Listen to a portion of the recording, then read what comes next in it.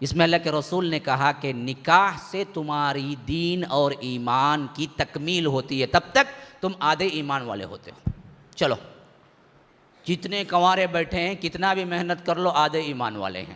ہم جو شادی شدہ ہیں نا، ہاں وہ خوش ہو جائیں، وہ پورے ایمان والے ہیں۔ نصف ایمان نکاح ہے۔ کیوں؟ شہوت کی اور اپنی پرسنل لائف میں نکاح کی اتنی ضرورت ہے کہ بندہ اس کے بغیر نیک صالح نہیں رہ سکتا۔ تو اللہ کے رسول نے یہ بتایا۔ اچھا، تیسری بات، جب اللہ کے رسول نے تقوی، جنت، جہنم، یہ سب چیزیں صحابہ سے بیان کی تو صحابہ نے کہا کہ کیوں نہیں ہم نامرد بن جائیں، ہم شادی نہیں کرتے۔ اللہ کے رسول کو بڑا غصہ آیا۔ 3 اشخاص آئے تھے، ام عائشہ کی روایت ہے، اللہ کے رسول کے ازواج سے پوچھا کہ اللہ کے رسول کی عبادتیں کیا تھیں؟ امہات المومنین نے جواب دیا کہ دن میں روزہ، رات میں قیام۔ جب عبادتیں ذکر کی تو ایک نے کہا کہ اللہ کے رسول تو سب گناہ معاف ہیں، اتنے گناہ معاف ہونے کے باوجود اتنی عبادتیں کرتے ہیں تو ہمیں کتنی کرنی چاہیے؟ تو ایک نے قسم کھائی کہ میں کبھی کیا نہیں کروں گا، رات میں نہیں سوؤں گا، نماز پڑھتا ہی رہوں گا۔ دوسرے نے قسم کھائی کہ میں کبھی دن میں نہیں کھاؤں گا، روزہ رکھتا ہی رہوں گا۔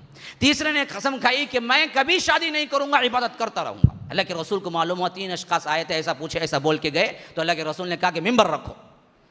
ممبر رکھا تو اللہ کے رسول نے خطبہ دیا، لوگوں یہ بھائی کیا باتیں سن رہا ہوں تم سے، یاد رکھو تمہارے سے زیادہ تقوی اور اللہ سے ڈرنے والا میرے علاوہ کوئی نہیں ہے، تم کہاں بڑھ جا سکتے ہو میرے سے؟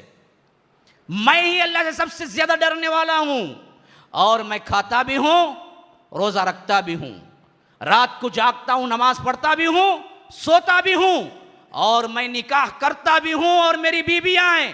النکاح من سنتی، یہ میری سنت ہے۔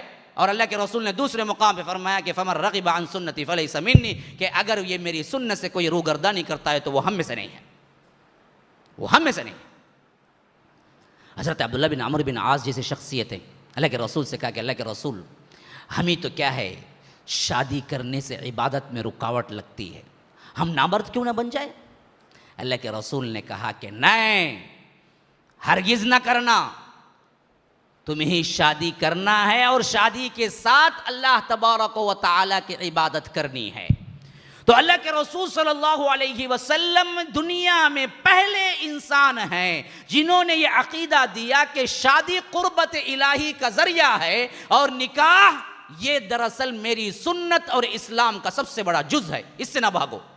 اور ابن عباس وغیرہ کہتے ہیں کہ ایک مجمع تھا نوجوانوں کا، اللہ کے رسول نے اس وقت خطاب کرنے پہ آئے تو کہا کہ یا معشر الشباب من استطاع منکم الباءۃ فلیتزوج، دیکھو لوگوں، نوجوانوں، اگر تمہارے پاس شادی کی استطاعت ہے تو شادی کر لو، پہلا شادی کر لو۔